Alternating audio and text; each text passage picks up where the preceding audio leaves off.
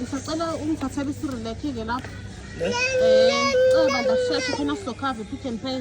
Sekushoda ama-items awu-27 mase siyaqeda. God have mercy upon us.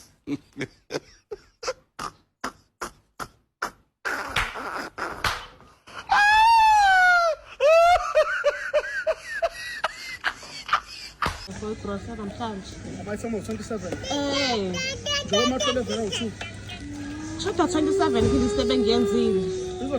Nje qedele Pick n Pay. Wena ukuthi azothenga izinto ezincane nje. Zincane vele lezi zinto kusashoda 27 more. Imali ngizoyenza njani amajisi ngolesihlanu? Hawu amajisi abalulekile kuwena. Mina ngolesihlanu futhi ngiyahamba. Kumele ngiye-stockfeleni sine-bride nama-ladies. Futhi bengibatshelile ukuthi wena uzosenzela i-bride, uzosibrayela.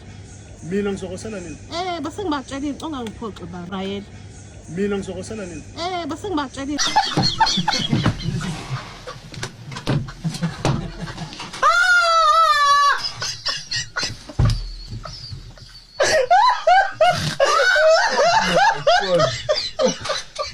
Perfect. I'm gonna wear this out, bro. Brayela. Mina ngizokosela nini? Base ngibatshelile ungangiphoxi bami. Base ngibatshelile bayazi nje ukuthi wena uzosibrayela. Futhi nje sihlangana once thina wena uhlezi uhlangana njalo every weekend namajisi.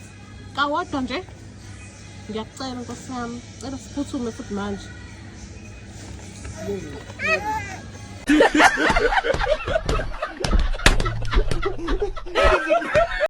Baby. Ngicela bandla sambe khona izitolo ezu7 engifuna ukudlula kuzona. Azu-7. Khona icasula engiyifunayo nje kade sibheka sizitholi kodwa for sure kulesi ezu7 ezisele soyithola. Izitolo ezu-7.